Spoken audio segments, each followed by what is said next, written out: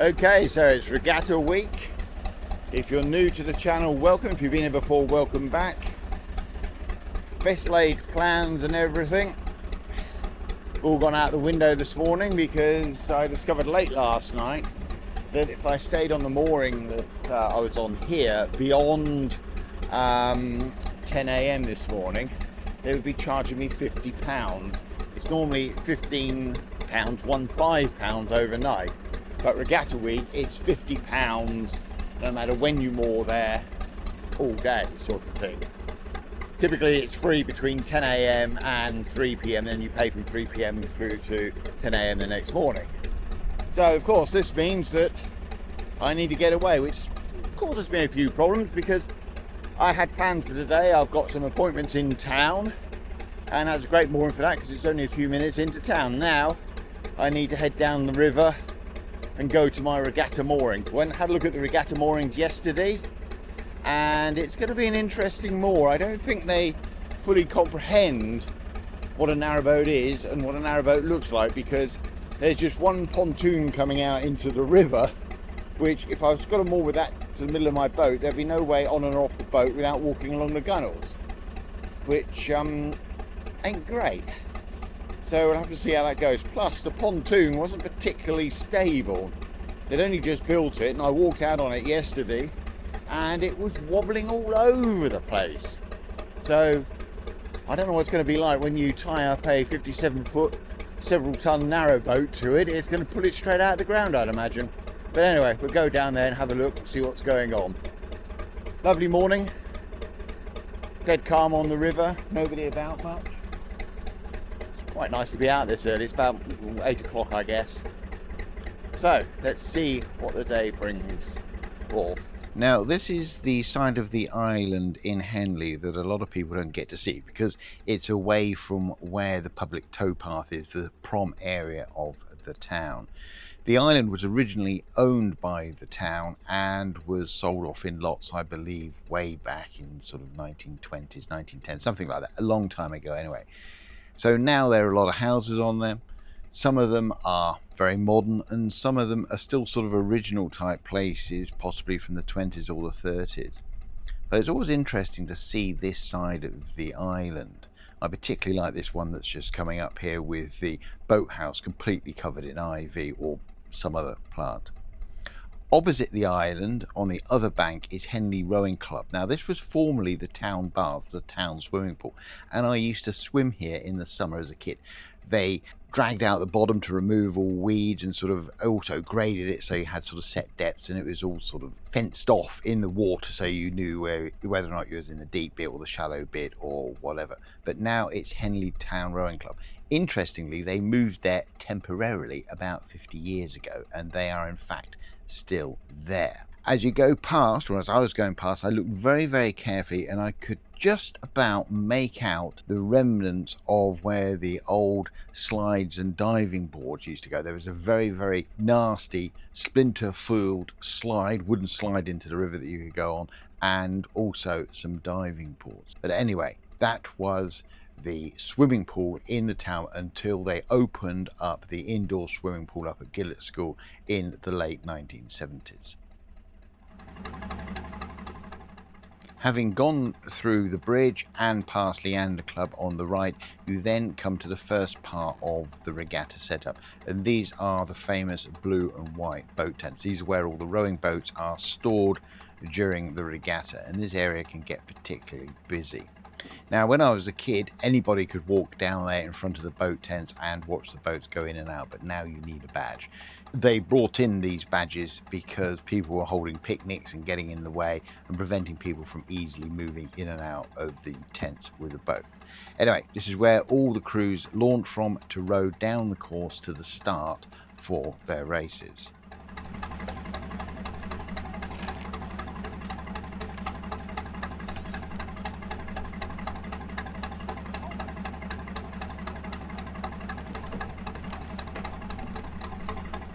Now this is the finishing line of the regatta course, and the reason there's so many boats here at the moment is because they are practicing. There's no racing on at the moment. The regatta hasn't officially started. But during a regatta you have to cut across here if you're in a boat trying to go down the course. And it can be tricky because you've got boats coming out of the boat tent area, you've got people who've been racing coming up the course, and if they've just finished they may be particularly exhausted and not really looking to see where they're going, and they can easily slam into your boat or you can hit them. So you've really got to have your wits about you.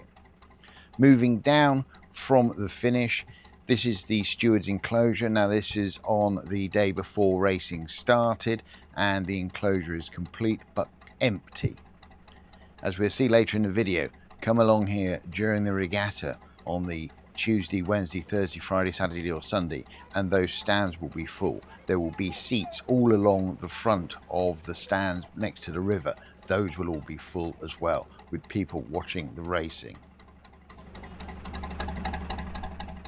On the other bank is the Fawley Meadow. Now this is where I was hoping to moor before the regatta and after the regatta, but a lot of the mooring has been closed. However, for the regatta they put in some very expensive and very nice looking mooring positions. I did inquire about mooring at those and the price I can only describe as being astronomical.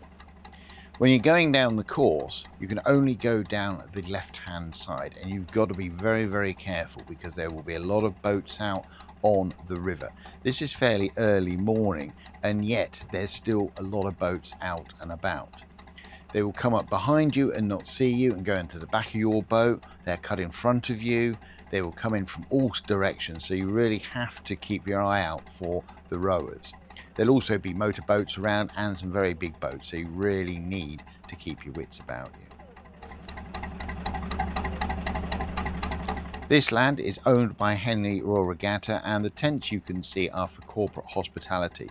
This year for 2026 there was also some glamping on the site. Further down the course on the right hand side you will find Upper Thames Rowing Club, which I once heard rather rudely called Upper Tree Rowing Club, and also Remenham Club. During the regatta, Upper Thames rents out some of its lands for bars, coffee vans, burger vans, etc. So this bit coming up ahead of me is called the Narrows, and it's quite narrow through there, hence the name I guess. It's amazing just how much space the regatta gear takes up in the river. I mean the river is wide here and yet we've got this really quite tight squeeze down here. And in this tight squeeze you're having to contend with rowing boats, other boats on the Thames and some surprisingly large boats. It really is quite tricky.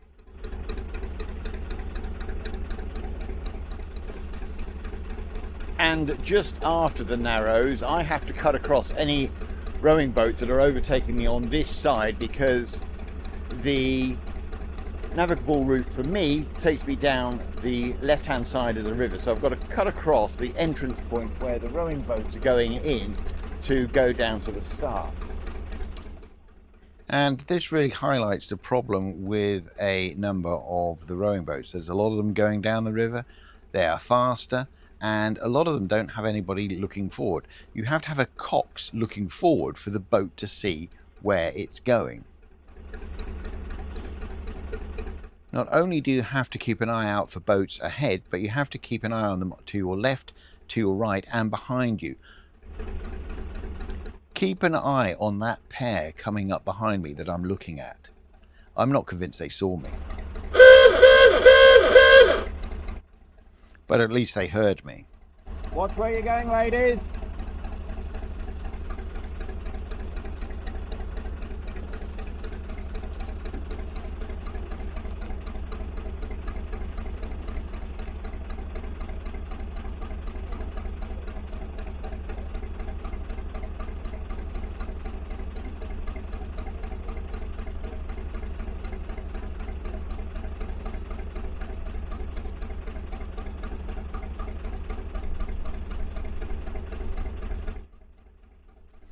And coxes are not shy in giving me instructions on how to steer my boat.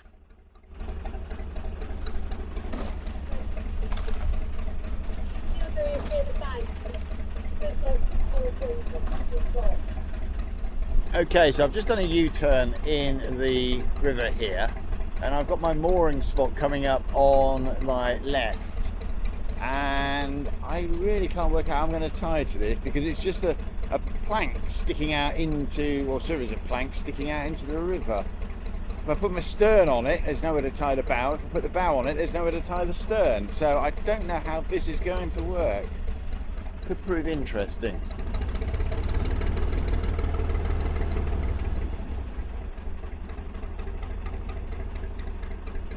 There's also nothing to tie it to, which is a bit... Oh, come here.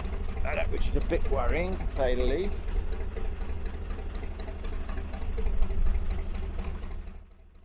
So as I was single-handing, what I decided to do was park my stern on the mooring pontoon and step off with the centre line. Stopping the boat was not easy, to say the least.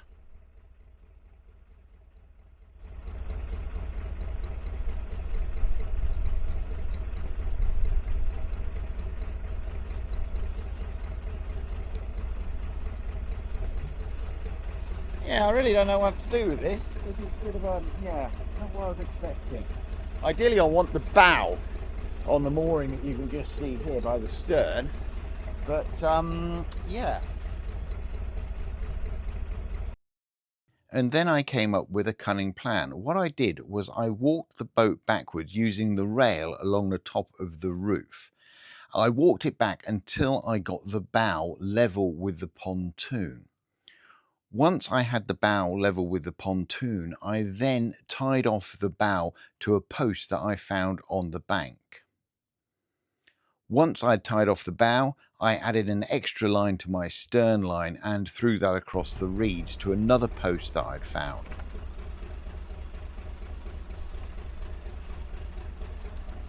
Well, after much faffing around, that's me moored up. Not the most elegant of moorings. I've got a very long line going off the stern here to a post.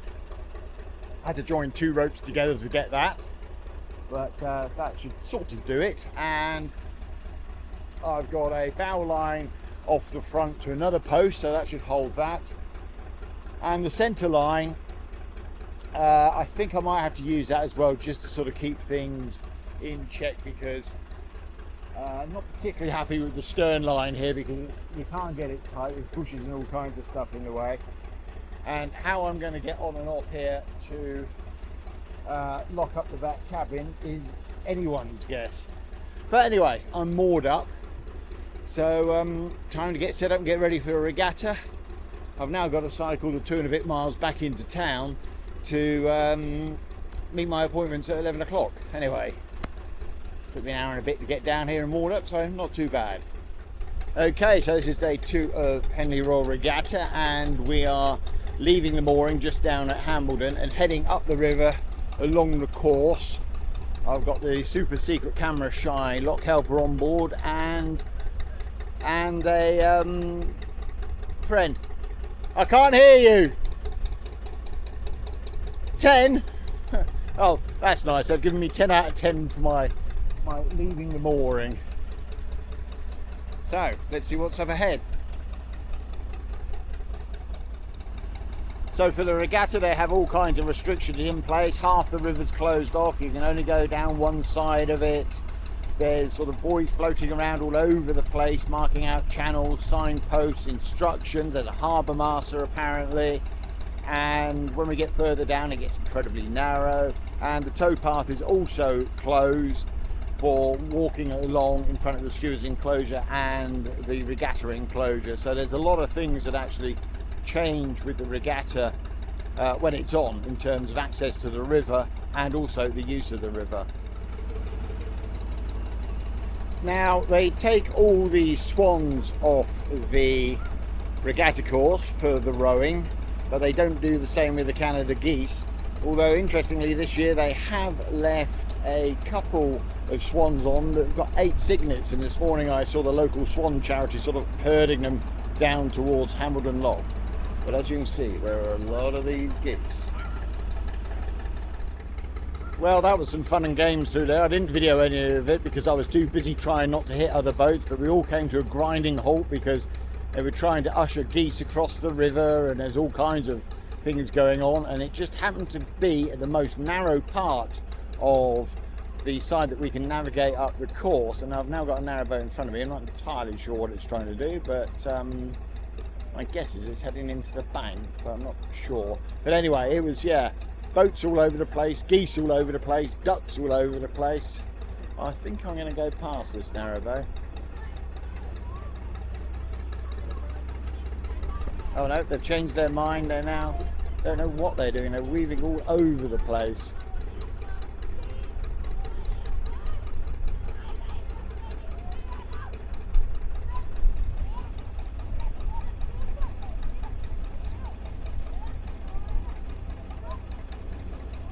Most odd. Don't know what they're doing. They keep accelerating, slowing down, turning, speeding up.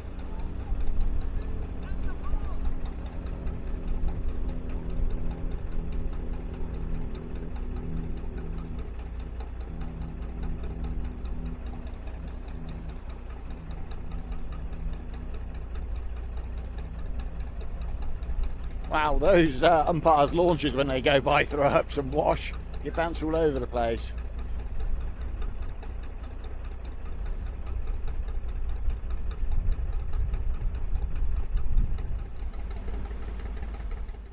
And what a difference a day makes. Yesterday I'd come along the course and the Stewards Enclosure was completely empty. People could still walk along the towpath, it wasn't closed, and there was nobody in the enclosure. Today, the first day of the regatta, the Tuesday of the regatta, the towpath is closed and the stands at the bank are full of people watching the rowing going on.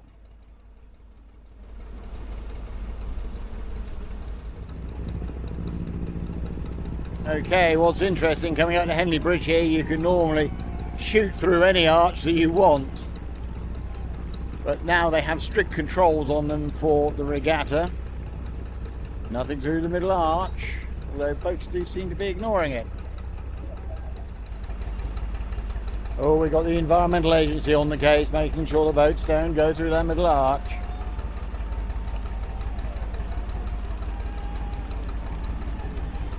The centre arch called Angel Guard on VH F74. Guess that's the guys in the boat.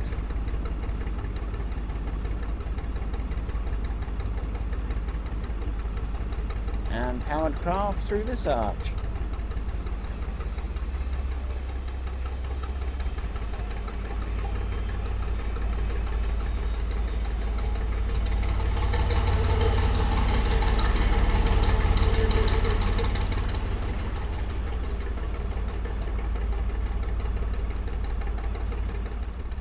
Okay, so a quick U-turn just before Marsh Lock, and back down the course we go to a mooring at Hambleden.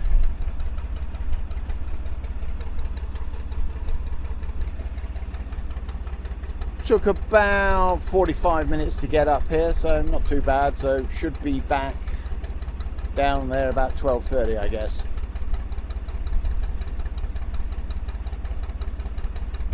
Surprisingly quiet up here.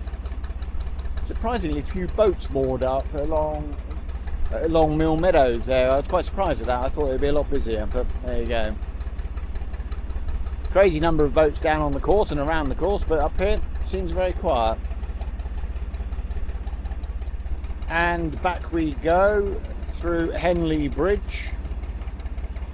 Environmental Agency boat hovering in the middle there. Now the manoeuvre coming up just after the boat tents is quite tricky because you've got to cut across the finish of the regatta course, and quite often crews will be coming up there not paying that much attention to where they're going and who's in front of them or what's happening around them. And it's also quite narrow to get back into the main boat channel.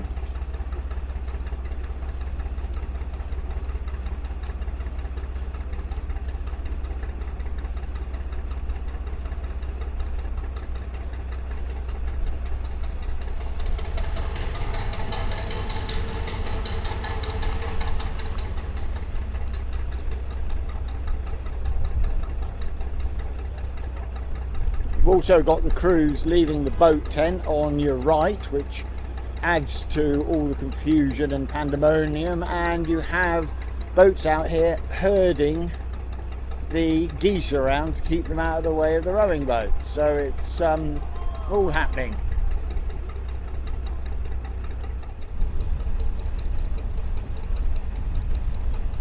Got a coxed four here in the way, no excuse for being in the way. They're a coxed four, you can see where they're going. This just highlights how congested the river gets, and it gets even more congested as the week goes on.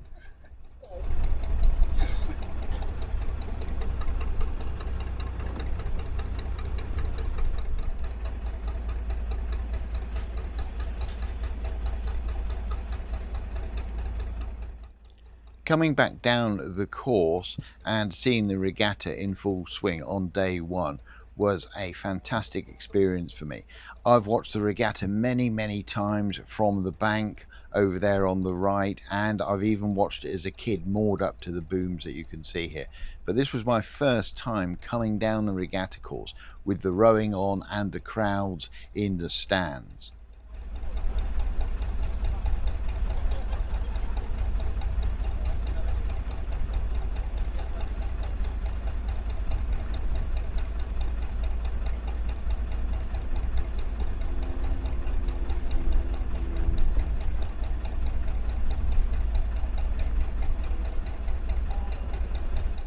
The sound from the stands was quite amazing. It was a real roar when the rowers went by. They refer to it as the Henley Roar, and rowers say there's nothing else like it.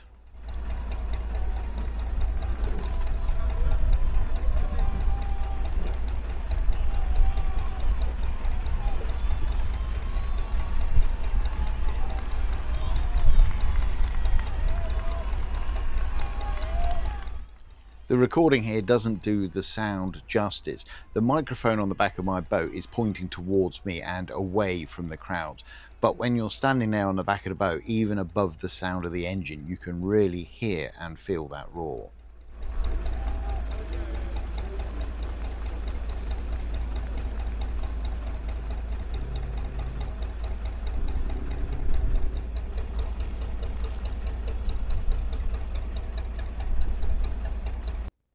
Continuing the cruise down the course was great fun, but you really had to keep your wits about you. A lot of boats about and some very big ones that can sneak up behind you.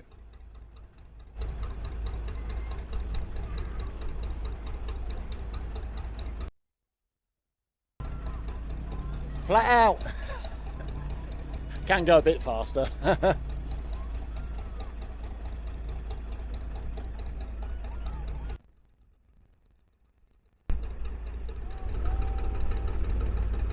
And we go through the umpire launch boat wash again.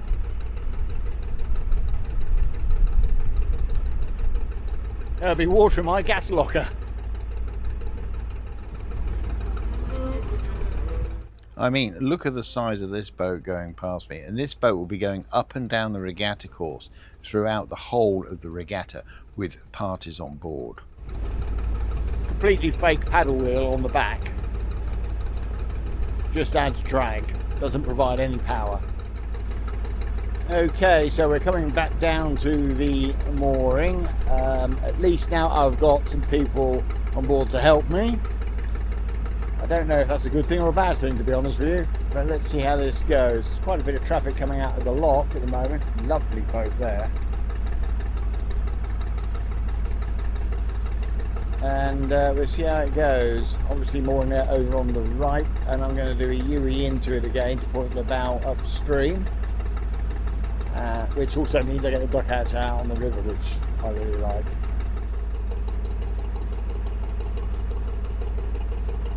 Okay, so that's quite an interesting cruise up the river there, quite challenging places. There's my mooring, last one on the left. I'm going over to the wrong side of the river here so that I can UE into it.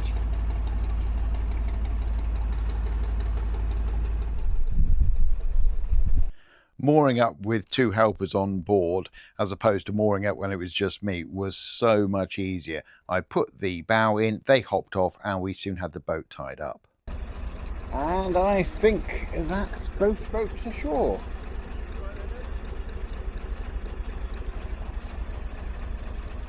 Good effort. Well, that was a fun cruise. That was a good look around there on the regatta course, and we're now back at the mooring. Once moored up, I changed out of my boating gear and into my regatta gear and walked up the course where I watched some races start. Go on, GB! Come on, lad. Come on, GB! I then headed into the Stewards Enclosure where I was treated to a flyby from a Second World War Dakota.